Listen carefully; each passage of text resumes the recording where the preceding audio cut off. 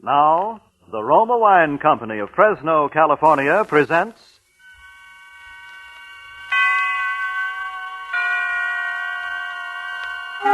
Suspense.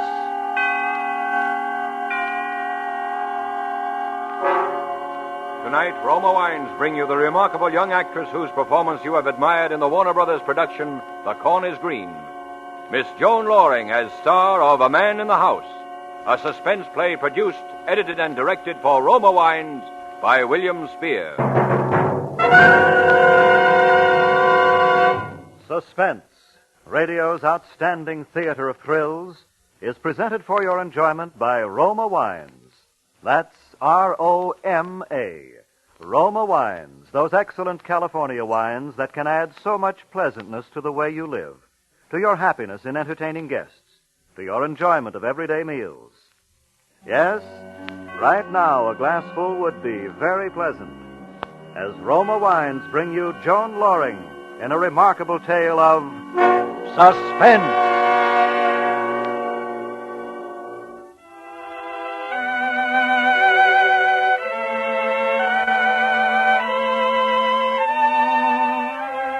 When I was 17, they called me that pretty little Barrett girl. I never imagined then that 5 years later I'd be working in the public library day after day and 2 evenings a week. One of the mousy, tight-mouthed librarians who frown and rap a pencil when the adolescent scuffling and giggling becomes a little too unruly. I never dreamed that pretty little Barrett girl would become prim Miss Barrett, nor that my mother would... Well, one evening my father came home from the office looking a little more tired than usual. He barely touched his dinner and said he thought he'd lie down on the sofa for a nap.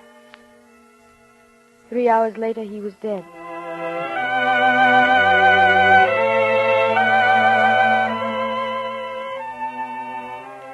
From that day, Mother was a changed woman, and our house was a changed house. She became suspicious and bitter and solitary. After a time, people stopped coming to visit, and Ted Roper learned not to call for me. I suppose I should have rebelled, but I was never a rebellious spirit, and I knew Dad would have expected me to stand by her. And so in a year or two, things had completely changed for me. I was working at the library, stamping cards and checking books, and rapping on the desk when the giggling became too loud in the corner. Ted Roper went away to school, studying to be a doctor, and by the time he came home to set up his own practice, he was called up for the medical corps. I'd get postcards from him from time to time, and meanwhile I worked at the library and came home and cared for Mother, because her health had grown progressively worse. Now she was in a wheelchair and always in pain, although she'd never consent to see a doctor.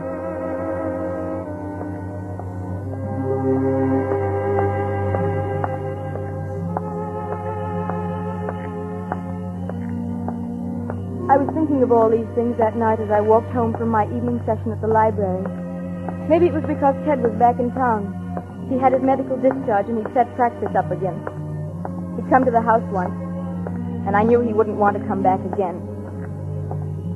And so I walked home alone in the dark, thinking how once they had said... There goes that pretty little Barrett girl. But now they said... What Emily Barrett and her mother need is a man in the house. I looked up at our house. It was shabby and run down. And the vacant lots on either side of it and across the street were wild with unkempt weeds and grass. A single light was burning in Mother's room. The rest of the house was dark. I opened the gate, and then I stumbled a little. Something soft and yet unyielding was at my feet. And somehow my blood went cold as I reached down, and my hand touched something still and lifeless. It was my little wire-haired terrier. He was dead.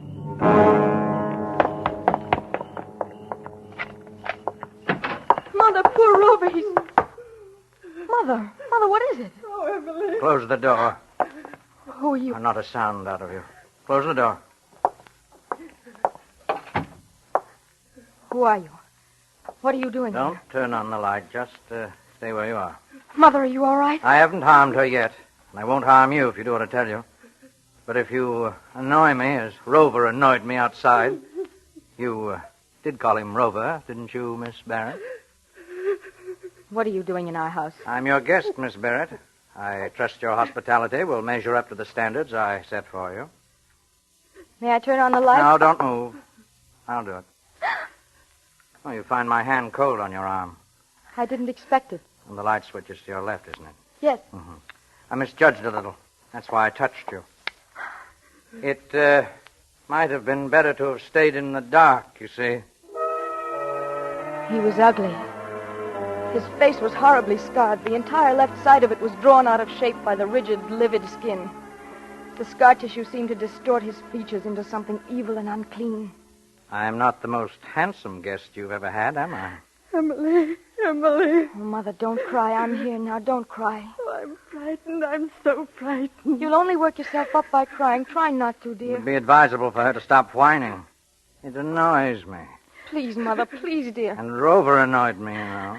What are we going to do, Emily? Why has he come here? I'm your guest, madam. If it's money you want, I've we don't told have... you I'm your guest. I seek food and shelter as befits a guest. And you mustn't make one feel unwelcome. He's mad, Emily. He's a You madman. mustn't say that, madam. He killed the dog, and then he sneaked into the house. He's been through every room. He has your father's revolver, and he wouldn't turn on the lights except the one in my room. Mother. He made me wait here in the dark for you. Oh, Emily. Emily, I feel sick. Oh, stop that whining. It annoys me. Don't you hurt me. Don't you dare. Mother, please, please, You dear. annoy me, madam. I suggest you retire for the night. Emily, no, I couldn't. I couldn't Will sleep. you be good enough to take your mother into her bedroom, Miss Barrett? What are you going to do? I've told you. I'm your guest. Well, Miss Barrett. Come along, Mother. Let me wheel you into your room. Oh, I don't want to, Emily. I don't want Mother. to. Your conveyance needs oiling, madam. Don't speak to me. Don't talk to me. Oh, by the way, Miss Barrett, Yes? don't trouble to close the door. And don't attempt to talk secretly with one another. I find it a very annoying habit. Emily, he's mad. He's insane. I don't know what I've ever done if it should happen to me. Try to be calm, Mother. Let me help now. Lie down on the bed, why don't you, dear? Try to relax. Oh, I couldn't. But if you could get some rest, you'd feel so much better. I'm not getting out of this wheelchair. If you could let yourself sleep, Mother. No, I tell you I can't, Emily. If you just take your pills... What was that? What did you say? Answer me. My mother ordinarily takes sleeping pills for her insomnia. Not tonight, Emily. I won't take them tonight. I couldn't. I think you will, madam. No, I won't. You can't make me. Is that her bottle on the bedside table there? Yes, Mm-hmm. I'm not going to take How them. many does she take? 2. I won't do it. Here. Go on, give them to her. Emily, no, don't make me. What will you do if she sleeps? Wait and rest. Wait under the shelter of your roof. No. You promise I'll be at her side when she wakes in the morning? Yes, I promise. I'll give her the tablets. No, I won't take them. Very well. Take them now, Mother.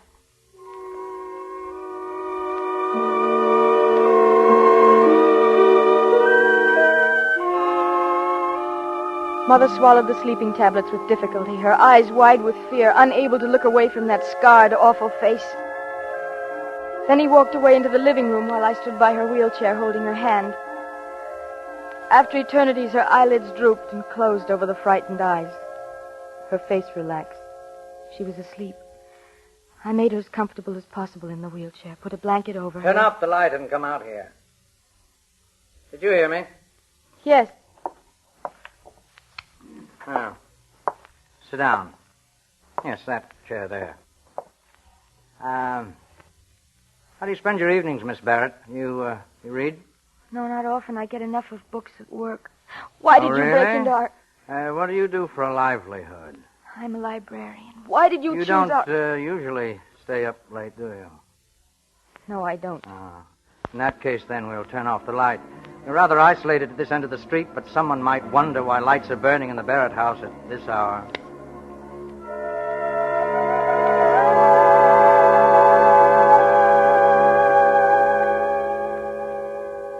Why sit so uncomfortably, Miss Barrett? Go on, lean back, be at ease. Why don't you leave us in peace? We won't give I you... need rest. The safety of rest and solitude. But why our house? Why? Because you have few visitors. Your mother's to blame, isn't she? My mother? Weak, selfish, complaining. Not the most delightful of companions. You're a librarian, you say, huh? How long do you intend to stay here? Your curiosity annoys me. Shall stay here as long as I please, for a very long time if need be. You can't. You'll be found out. Oh, I doubt that very much. But if I fail to report for work... Oh, you won't. I don't understand. You will go to work at the library as usual. And leave my mother here with you? Yes. As a hostage, shall we say. Hostage? She'll be my guarantee you won't betray me. You will not go to the police, Miss Barrett. You will not make any indiscreet disclosures to anyone. You'll work at your job all day and then come back here. And if I don't? Need you ask that question? Is it really necessary to ask me that? No. No.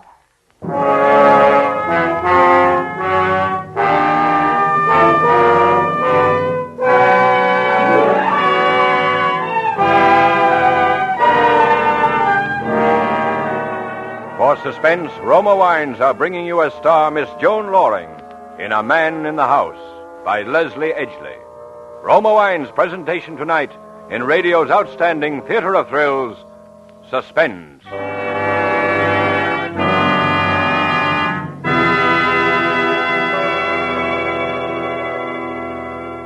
Between the acts of Suspense, this is Ted Myers for Roma Wines. Elsa Maxwell is famous not only as a hostess, but also for her helpful suggestions on how to entertain more graciously. Recently she said, "Next time you have friends for dinner, add to their enjoyment of the food and give the occasion a gracious festive touch by serving distinguished Roma California Burgundy.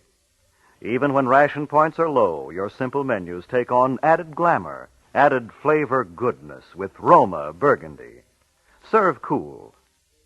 Yes, Elsa Maxwell's suggestion is one that lends enchantment to dining. You'll enjoy Roma Burgundy. Its tart piquancy, its fruity, robust taste, the happy result of selecting and gently pressing luscious grapes from California's choicest vineyards, guided to flavor perfection, unhurriedly, by Roma's ancient wine skill. Good Roma wines never vary, are always enjoyable, yet cost only pennies a glass. Remember, because of uniformly fine quality at reasonable cost, more Americans enjoy Roma than any other wine. R-O-M-A. Roma Wines. And now, Roma Wines bring back to our Hollywood soundstage Joan Lorring as Emily Barrett with Joseph Kearns as the man in the house, in a radio play well calculated to keep you in Suspense.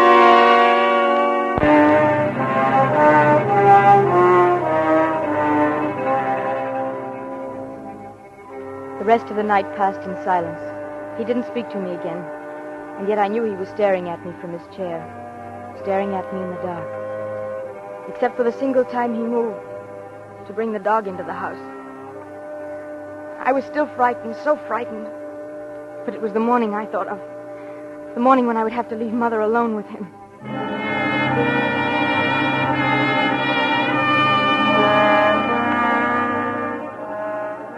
We ate breakfast together, the three of us silent at the table. His face was uglier than ever in the morning light. He had watched me prepare breakfast with wary eyes. Now he wolfed his food down as though he hadn't eaten in some time.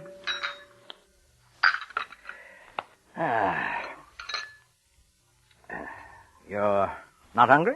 No. And you, madam? I'm not hungry. I'm sorry to hear that.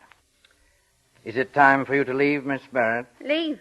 Emily, what does he mean? Your daughter has a job, Mrs. Barrett. You wouldn't want her to leave it, would you? Emily, no, you can't leave me here. You can't. You'll be all right, Mother. Really, you will. It's the only thing I can do. Emily, no. You'd please. better go, Miss Barrett. And remember your responsibility. Yes. Yes, I'll remember. My day was a nightmare. I performed my duties automatically. And all the time my mind raced with speculation. What was he doing? Was Mother all right? How could I possibly get him out of the house? Reverend Amber, please. I couldn't tell anybody. I knew that. I didn't dare. He'd kill her in a minute. My card's expired, but could I land For it? Mother's Shouldn't sake, I happen had to by keep now. silent. I had to. And meanwhile, stamp books.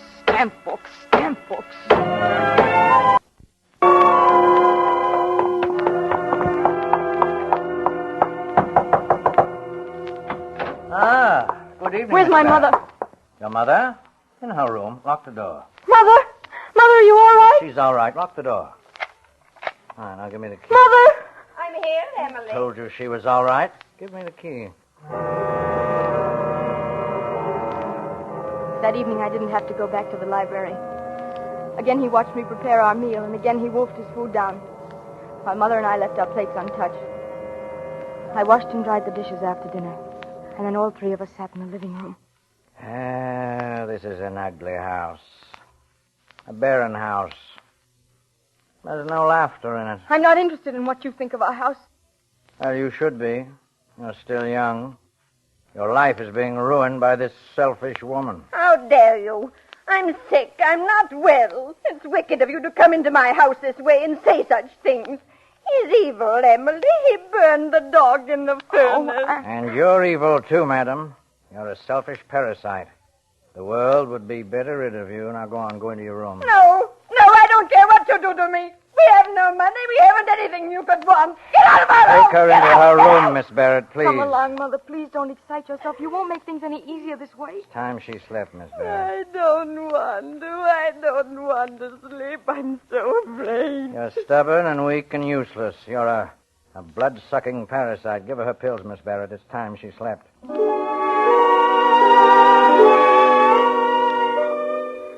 Mother refused to leave her wheelchair again, but I persuaded her to take her sleeping tablet. And after she'd fallen asleep, I returned to the living room. He sat in a chair where he could watch the door and windows.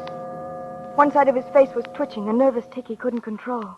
You have permitted your mother to ruin your life. That isn't true. Of course it's true, I know. I've seen it happen before. I know all about it. I've been trapped just as you're trapped now by your mother. I won't stand for you talking like that. I know about women, domineering women. There was one. Well, she'll never bother me again. You killed someone. Did I? That's why you're hiding here. Is it? Did you kill someone? Well, I'm not sure. Maybe someone annoyed me. I'll kill if anyone annoys me. Don't annoy me, Miss Barrett. Tell your mother not to annoy me.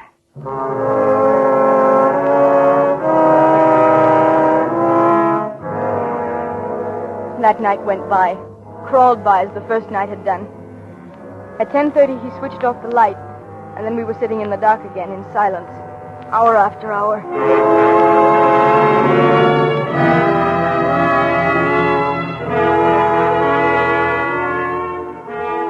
When morning came, I was wretched and haggard, but I knew I had to do as he said, leave the house again. I had no other choice. I had to leave Mother with him. I'd have to go about my duties as usual. For a moment, I thought of going for help. But I knew what he'd do to her if someone even approached the house. And then as I came down the front steps, my heart almost stopped. For Ted Roper was coming up the front path. Morning, Emily. Hello? I'd heard your mother wasn't too well, and I thought I'd drop in a minute and see her. Well, no, I don't think you'd better. She's asleep. Well, that's too bad. I wish I'd stopped in last night. I was in the neighborhood, and I was just on the verge of knocking on your door, and I noticed your lights were out. Oh, yes, we retired early. Is there something wrong, Emily? No, there isn't. You look worn out. Getting plenty of sleep? Yes, I am. You've got to get a lot of sleep. And as he stood there chattering on about my mother and my health, I'm afraid you're working. I could see the curtain in the living room move. And then your mother not being He was well. watching us. He could probably hear every word that was being said. Emily, you're not listening. Are you well? Of course I'm well. Will you leave me alone, Ted? Of course, if that's the way you feel. I'm sorry, Ted, but I have a headache. I'd appreciate it if you'd go on. Certainly. And as Ted disappeared down the street, I turned and looked into the window. He was standing there back of the curtain, smiling, as if in approval.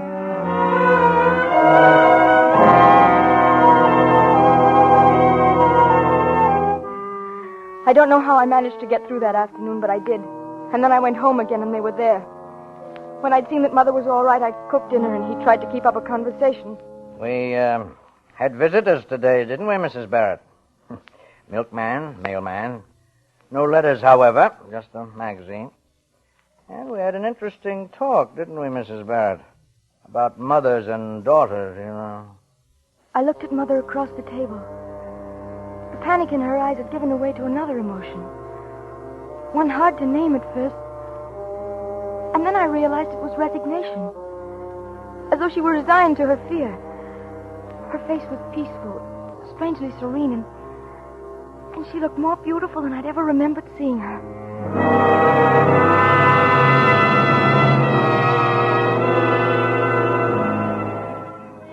After dinner, we sat in the living room, silently.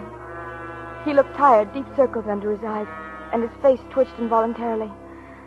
I felt unbearably tired, my eyes so heavy. Miss Barrett, I think you'd better go to bed. Go to bed? You'll sleep. No, I couldn't. There's no excuse for not sleeping. You see how easily your mother can do it? You'll take some of her tablets. No. Take them. But my mother... She'll take them, too. She knows how. And then I knew why he wanted me to take the pills. He needed sleep for himself. All right, here, Miss Barrett. All at once, I had no resistance left in me. I took the water from him. He was leaning over me in the chair. And then I swallowed the tablets. Sleep couldn't have come immediately, and yet somehow it was like a swift black curtain shrouding my mind.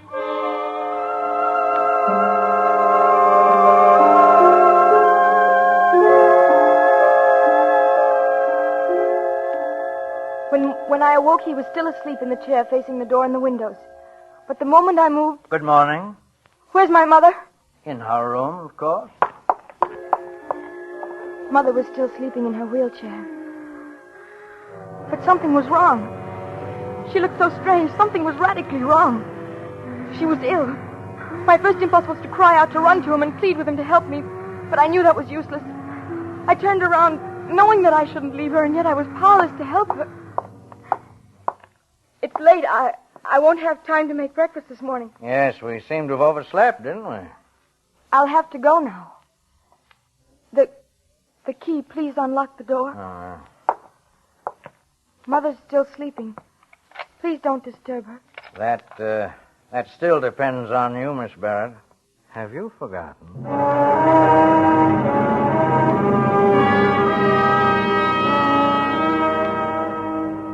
I left the house desperate with fear. Mother had to have medical attention immediately, and yet I didn't dare call anyone in. I didn't dare do anything that would endanger her life. I didn't know what to do. I walked blindly and rapidly along the sidewalk, almost running, not knowing where I was going. And then I saw Ted.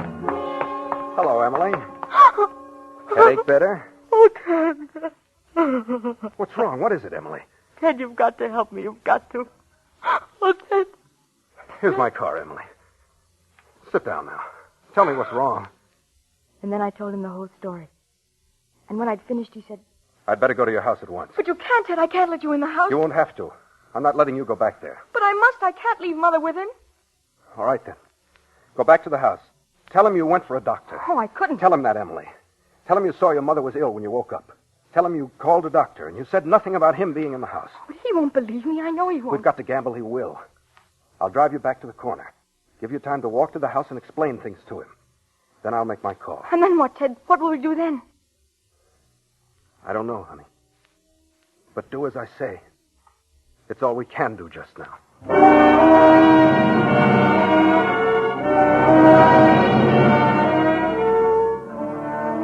When I faced him again in the house, I knew I'd blundered.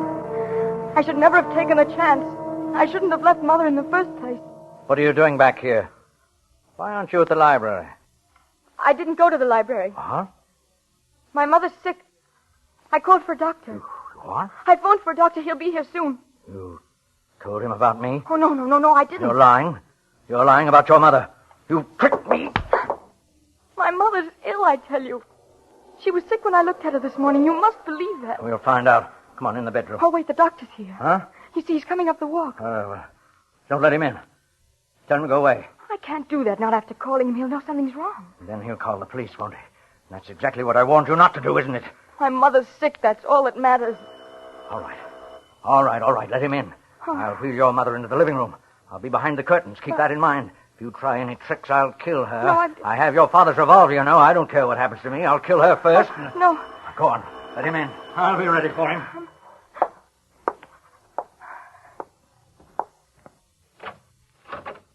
Hello, Emily. Hello, Doctor. I'm so glad you've come. Where's our patient? In the living room. Well, let's look at her, shall we? Here she is, Doctor. She isn't breathing loudly now, but she was breathing so harshly when I left her. Well, let's just see. I stood against the wall while Ted bent over her. She was facing the curtains in the doorway.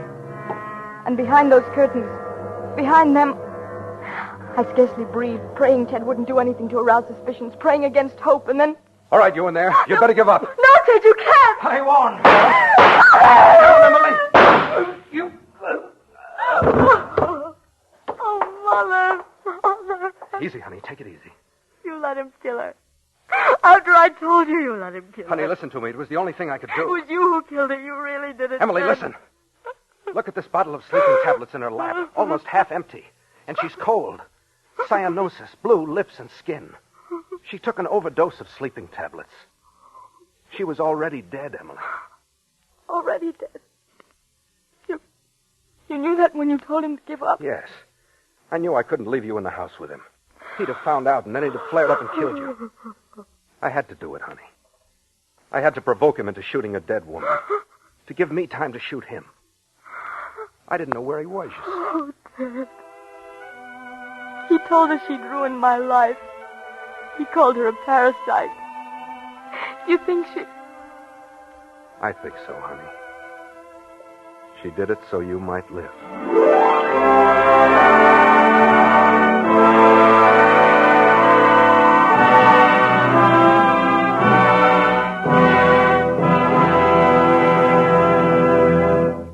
Roma Wines have brought you A Man in the House, starring Joan Lorring as Emily and Joseph Kearns as the man, in tonight's study in Suspense.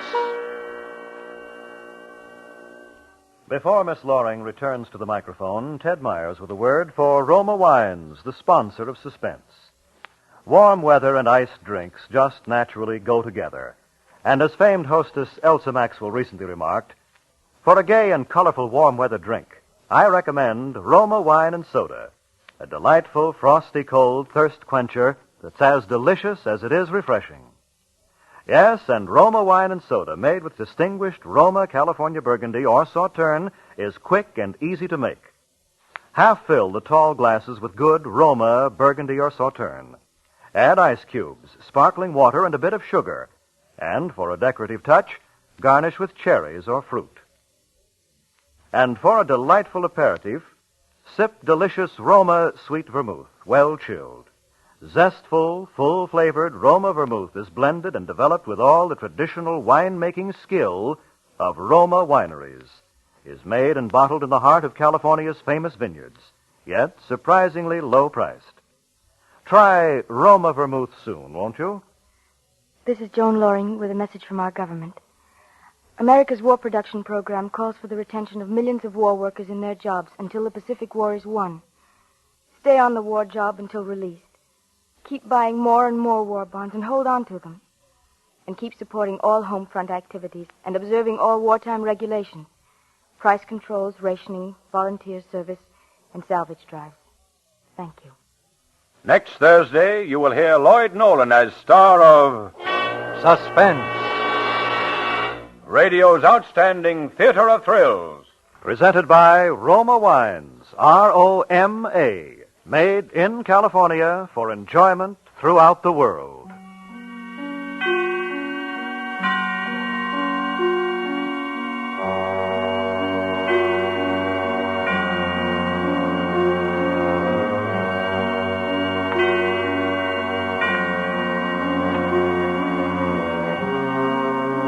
This is CBS, the Columbia Broadcasting System.